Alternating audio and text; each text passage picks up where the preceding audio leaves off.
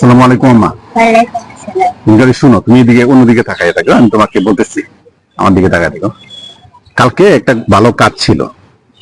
কালকে তো সরকারি ছুটি হয়ে গেছে, 7 দিনে ছুটি দিচ্ছে অনেকে, জাস্ট 3-4 দিন এমনিতে শুক্র শনি বন্ধ, বাকি 2-3 দিন ছুটি। কালকে একটা কাজ ছিল, কাজটা ছিল এরকম যে একজনে একটা বাচ্চা দত্তক নিবে। দত্তক নিবে একটা বাচ্চা, ঠিক আছে? তো দত্তক নেওয়ার কারণে এটা কোনো সমস্যা অধিদপ্তর থেকে নিতে হয়, মেয়ে বাচ্চাকে দত্তক নেবে। তো ওনার যথেষ্ট টাকা পয়সা আছে, উনি গ্যারান্টার হওয়ার জন্য আমাকে এসে বলছে আর কি, আমাকে দেওয়ার জন্য। ওনাকে আমি আগেও বলছি যে ভাইয়া আপনি আগে চিন্তা করে নেন দত্তক নিবেন কিনা। দত্তক নিলে যে অসুবিধাটা হয়, আমি প্রথমে বলছি যে আমি দত্তক নিই নাই, আমি দত্তক সম্পর্কে জানি। হ্যাঁ, এবং দত্তক নিলে যেটাকে আমি দত্তক নিবেন কি কি প্রবলেমটা হয় সেটা আপনাকে আমি বলি। কারণ আমি 16-17 বছর 18 বছর একদম বাচ্চা থেকে আমি ফাইলে অভ্যাস করছি, জানি। জানার পরে তার থেকে যে ব্যবহারটা আমি পাইছি, আমার মনে হয় যে দত্তক নেওয়া কোনো বাচ্চা পালানোর কোনো সাধ হওয়ার ইচ্ছা হওয়ার দরকার নাই।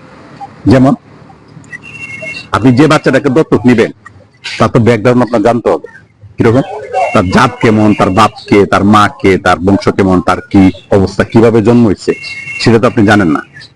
আপনি মনে রাখবেন যে মালটা গাছে কিন্তু আপেল ধরে না, পেয়ারা গাছে বড়ই ধরে না, বাঘ কখনো কুত্তা হয় না, কুত্তা কখনো বাঘ হয় না। মানে আপনি তো জানেন কোন পাত্র থেকে হয়েছে সেটা তো জানেন না আপনি। কারণ সে বুঝে নিতে হবে যে যাকে আপনি দত্তক নিতে যাচ্ছেন তার বাপ এবং মা কারো চরিত্র ভালো না।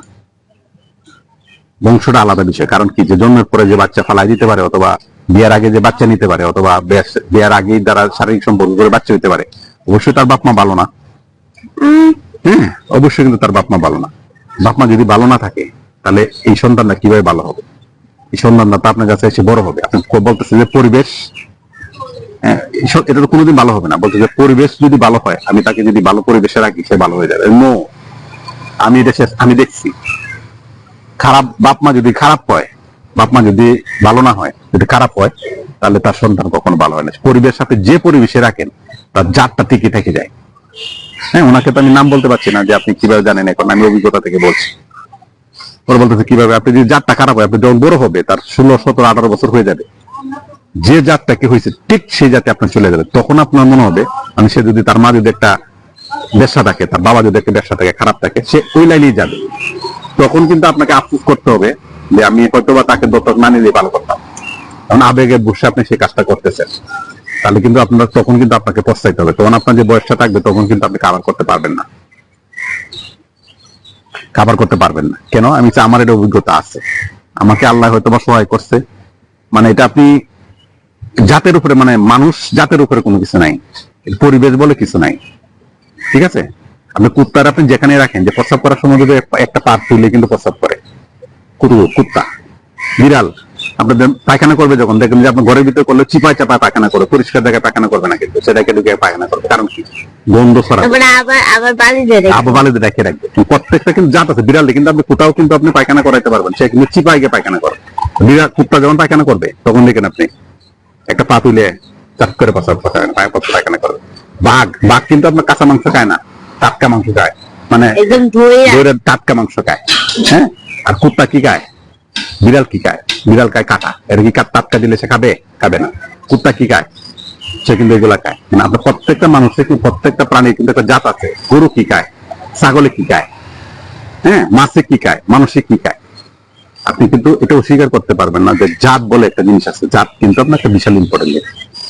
বলতেছে ভাই আমার বিয়ে করছি, বিয়ে করার পরে প্রায় 14-15 বছর হয়ে গেছে, আমি বয়স শেষ করে বিয়ে করছি, এখন আমি এমন দত্তক না নিই তাহলে আমি কিভাবে কি করব? মানে আমার একটা সন্তান দরকার, সন্তান হবে না, আমরা চাচ্ছি এরকম একটা। আমি নেন দিল্লি কা লাড্ডু, আপনি যদি নেন আপনি ধরে নিতে হবে 95% যে আপনি শেষ বয়সে আপনি বুঝবেন। কারণ কি, তার স্বাস্থ্য শেষ হয়ে গেলে সে চলে যাবে। কারণ কি, তার যেহেতু সে বেদন মা, জন্ম ঠিক নেই। হ্যাঁ, তার জন্ম ঠিক নেই মানে তার মা ভালো না, তার বাবা ভালো না।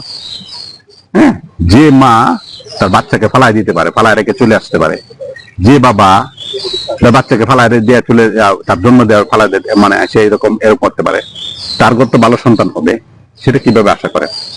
হ্যাঁ, কারণ সেও ফালাই রেখে চলে যাবে। আমি এটা দেখছি, আমি জানি, আমি এটা চোখের সামনে দেখছি। আমার এরকম প্রায় 2 যুগের অভিজ্ঞতা আছে এবং নিজেও করে দেখছি। এটা কখনো হয় না। জাত ভালো কখনো খারাপ হয় না, খারাপ কখনো ভালো হয় না। জাতের উপরে অবশ্যই ইম্পর্টেন্ট, আপনি নিজে গুরুত্ব দিবেন। মানে আপনি যান, আমি সাক্ষী দিব, কিন্তু পরে কিন্তু বললেন না ভাই আপনি আমাকে তো বলেন না, আপনি এটা জানতেন, এটা কেন বলেন না। আমি যেদিন আগেই বলছি আপনাকে, আমি জানি যে আপনি হন যে কষ্টে আছেন, এই কষ্টের কথা আপনি ওর কারণে ওই কষ্টের কথা বলে যাবেন। আব্দুল বছর তো আপনি বুঝবেন না, কারণ সে ছোট, আব্বা আব্বা আব্বা করবে, আপনি বুঝবেন না। যখন সে বোঝা শুরু করবে তখন সে আপনাকে বোঝাবে ও কি জিনিস। তখন সে আপনাকে বুঝাবে ও কি জিনিস, তখন আপনি বুঝবেন। তখন কিন্তু আমাকে বললেন না, কিন্তু আমি কিন্তু ভাই বুঝছি, আমাকে আল্লাহ হয়তো বা আমি খারাপ করছি, কোনো পাপ করছিলাম, সে শাস্তি আল্লাহ আমাকে দিছে, কিন্তু আমি বুঝি, আমি জানি। ঠিক আছে, কারণ বেইমান বেইমানই থাকে, জাত যেটা যে জাতের তাকে আপনি যেখানেই রাখেন, সে যদি আপনি মক্কা সৌদি আরবে রাখেন, ওই কালে এই কাজই করবে। ঠিক আছে, আপনি এটা কোন চিন্তা করেন। এই জন্য জাত, এইসব ব্যাপারে, বাচ্চার ব্যাপারে, বিয়ে করার ব্যাপারে, মানে প্রোডাকশনের ব্যাপারে, যে কোনো ব্যাপারে অবশ্যই আপনি পরিবেশ দেখবেন, জাত দেখবেন। জাত না দেখে কখনো কোনো কাজ করবেন না, করলে আপনাকে পস্তাইতে হবে। না আপনি যান পর আমি যাইনি, সেও যায়নি, বলছি ঈদের পরে সে ডিসিশন নিবে। আমি ঈদের পরে ডিসিশনটা যেন না হয়, অবশ্যই যেন হ্যাঁ না হয়। হ্যাঁ হইলে কিন্তু আপনি পস্তাবেন। না আছেন একটা একটা কষ্ট আছে, যখন থাকবে তখন কিন্তু আরো বেশি পস্তাবেন। ঠিক আছে, ভালো থাকবেন, আসসালামু আলাইকুম।